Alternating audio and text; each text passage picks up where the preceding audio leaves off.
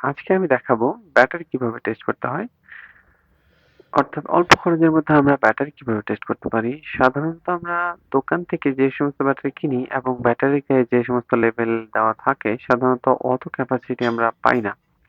তাই আজকে আমি চেষ্টা করব যে অল্প খরচের মধ্যে কিভাবে আমরা ব্যাটারি টেস্ট করতে পারি সেটা আপনাদের দেখানোর জন্য।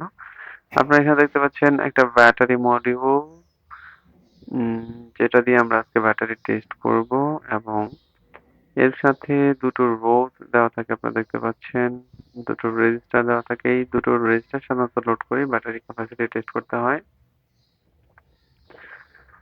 আপনারা দেখতে পাচ্ছেন যে এই যে ভদ্রলোককে দেখতে পাচ্ছেন এটা একটা পুরোনো ব্যাটারি যেটার ক্যাপাসিটি আমরা টেস্ট করব। ওকে, এটাকে প্রথমে সেটআপ করতে হবে। চলুন আমরা সেটআপে চলে যাই। ওকে, এখানে আমরা দেখলাম যে মূলত দুটো রেজিস্টার দেওয়া আছে যেটা 5 ওয়াট 7 ওহম এর এবং 5 জুল দুটো রেজিস্টার দেওয়া আছে। আমরা এটাকে এখানে দুটো অথবা একটা রেজিস্টার সেট করতে পারি, লোড দিতে পারি। জাস্ট এটা ব্যাটারি ক্যাপাসিটির উপর ডিপেন্ড করবে। আমাদের যেহেতু অল্প ক্যাপাসিটির একটা ব্যাটারি এবং পুরনো, সুতরাং আমরা এখানে একটা ক্যাপাসিটর লোড দিব। 3টি এলইডি দেওয়া আছে, ভোল্ট, অ্যাম্পিয়ার আওয়ার এবং অ্যাম্পিয়ার নির্দেশ করে 3টি এলইডি এবং একটা মডিউলটার সাথে একটা এলসিডি ডিসপ্লে দেখতে পাচ্ছি, এলইডি ডিসপ্লে দেখতে পাচ্ছি আমরা, যেটা 4 ডিজিটের। ম্যাক্সিমাম 9999 মিলি অ্যাম্পিয়ার আমরা সেট করতে পারি। এবং এখানে দেখতে পাচ্ছেন পেছন দিকে ইন্ডিকেট করা আছে রেজিস্টার এবং রেজিস্টার দুটো লাগানোর জন্য জায়গা এবং battery in plus minus indicate করা আছে। ওকে, এবার আমরা সেটআপের জন্য 2 জোড়া তার নিয়ে নিয়েছি। এক জোড়া হলো রেজিস্টারের জন্য, আরেক জোড়া হলো ব্যাটারির জন্য। ব্যাটারির তারগুলো একটু ভালো মানের নিয়েছি এবং এর সাথে দুটো অ্যালিগেটর ক্লিপ যুক্ত করেছি যাতে খুব সহজেই আমরা ব্যাটারিটাকে যুক্ত করতে পারি। এই যে ব্যাটারিটা দেখতে পাচ্ছেন এটা আমি সোল্ডারিং করে নিয়েছি দুটো তার। কেননা ব্যাটারি কেস আমার কাছে ছিল না। ব্যাটারি কেস যেটা আছে সেটা হলো বড়, এর সাথে অ্যাডজাস্ট হয় না এবং এটা আমি ফুল চার্জ করে নিয়েছি। ওকে, চলুন এবার আমরা এটা সেটআপ করি। সেটআপের জন্য এটা একটা স্ক্রুড্রাইভার প্রয়োজন। আমার কাছে খুব সুন্দর একটা স্ক্রুড্রাইভার আছে, ছোট, বাট এটা ভারী কাজের জন্য না, অল্প টাকা দিয়ে কিনেছিলাম এটা। আজকে এটা দিয়ে আমি এটাকে সেটআপ করব।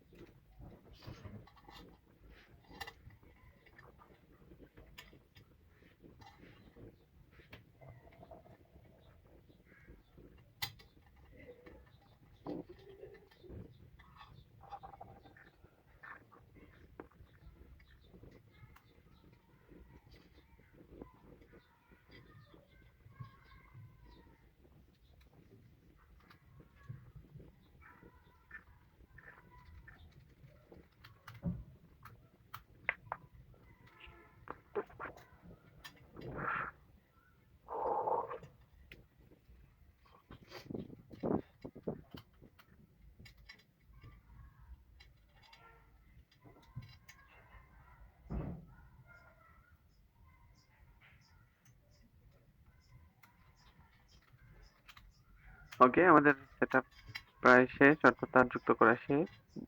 এই যে বড় দুটো তার দেখতে পাচ্ছেন, এই দুটো হলো ব্যাটারি কানেক্টর এবং এই যে ছোট লাল এবং কালো তারটা দেখতে পাচ্ছেন এই দুটো হলো রেজিস্টার লোড দেওয়ার জন্য সংযুক্ত তার। ওকে, এবার আমরা একটা রেজিস্টার লোড দিয়ে নিব। দুটো রেজিস্টার একই মাপের, সুতরাং আমরা যে কোনো একটা লোড দিয়ে নিব। আমরা প্রথমে বলেছিলাম যে ছোট ব্যাটারির জন্য আমরা একটা রেজিস্টার এবং বড় ক্যাপাসিটির ব্যাটারির জন্য আমরা দুটো রেজিস্টার লোড দিব। এখানে যেহেতু আমাদের ব্যাটারিটা পুরনো এবং অল্প অ্যাম্পিয়ারেরই মনে হচ্ছে, সুতরাং আমরা এটাতে একটা রেজিস্টার লোড দেব। রেজিস্টার লোড দেওয়া হয়ে গেছে, এবার ব্যাটারি কানেক্ট করে নিব।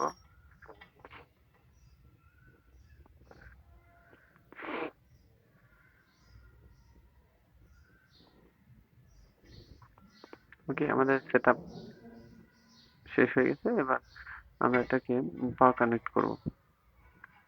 এখানে আমি মূলত একটা পাওয়ার ব্যাংক ব্যবহার করব। আপনারা চাইলে সরাসরি চার্জার ব্যবহার করতে পারেন, কোনো সমস্যা নেই। তবে অসুবিধা হলো বিদ্যুৎ চলে গেলে এটা পুনরায় আবার শুরু হবে। অর্থাৎ কাউন্টিং মাঝখানে বন্ধ হয়ে যাবে। শুরু থেকে আবার শুরু করতে হবে। আবার পুনরায় ব্যাটারি চার্জ করতে হবে।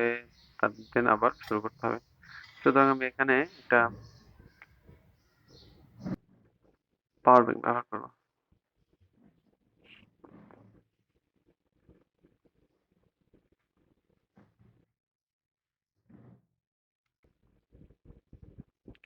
এই পাওয়ার ব্যাংকটা আমি কিছুদিন আগে তৈরি করেছিলাম নিজ হাতে, অর্থাৎ অ্যাসেম্বল করেছিলাম।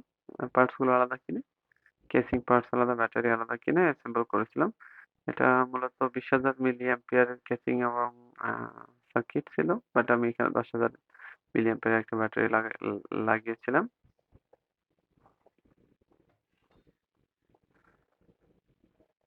ওকে, চলুন এটাতে আমরা পাওয়ার কানেক্ট দিয়ে দিই পাওয়ার ব্যাংক থেকে চার্জার কেবলের মাধ্যমে।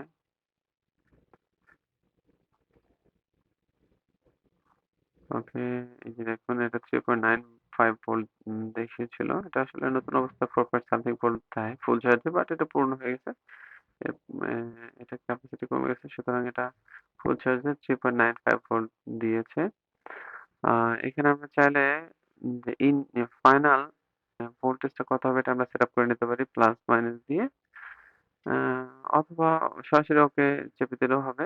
Battery capacity, battery health condition এর উপর ডিপেন্ড করে এই মডিউলটা অটো সেটআপ নিয়ে নিবে।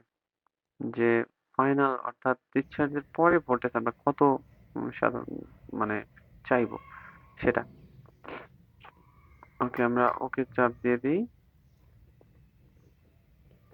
ওকে চাপার পরে দেখতে পাচ্ছি যে ফাইনাল যে ব্যাটারি ভোল্টেজ সেটা 2.4 দেখাচ্ছিল। ওকে, এবার দেখতে পাচ্ছি যে আমরা 405 মিলি অ্যাম্পিয়ার হারে ডিসচার্জ হচ্ছে। ওকে, এবার আমাদের অপেক্ষার পালা। ওকে, আমাদের কাউন্টিং শেষ হয়ে গিয়েছে। আমরা দেখতে পাচ্ছি খুবই হতাশাজনক একটা রেজাল্ট। অনলি 69 মিলি অ্যাম্পিয়ারের একটা ব্যাটারি, অর্থাৎ এটা পুরনো হয়ে গেছে। এটা ক্যাপাসিটি একদম মানে নাই বললেই চলে, শূন্যতায় চলে গেছে। 69 মিলি অ্যাম্পিয়ার। এখন ভোল্টেজ শো করতেছে মূলত 3.25। ওকে, সরি, আবার চালু হয়ে গেছিল। আচ্ছা, এই হলো আমাদের ব্যাটারির রেজাল্ট। আহ, এই ব্যাটারি টেস্টার দিয়ে মোটামুটি ভালোই রেজাল্ট দেয়। তবে আরো আধুনিক টেস্টার রয়েছে, যেমন লিটো কালার, বাট লিটো কালার দাম অনেক। সেই হিসেবে এইটা অনেক সাশ্রয়ী। এটা মাত্র 200 টাকায় আমি কিনেছিলাম গুলিস্তান নবাবপুর মার্কেট থেকে। যে কেউ চাইলে কিনে নিতে পারেন। এটা দারাজেও পাওয়া যায়। এটা মনে হয় 300 টাকার মধ্যেই সবকিছু পাওয়া যায়। ওকে, ধন্যবাদ সবাইকে, অনেক অনেক ধন্যবাদ দেখার জন্য। এই ছিল আজকে আমার ভিডিও। দেখা যাক এই ভদ্রলোককে অন্য কোনো কাজে ব্যবহার করা যায় কিনা। Thank you.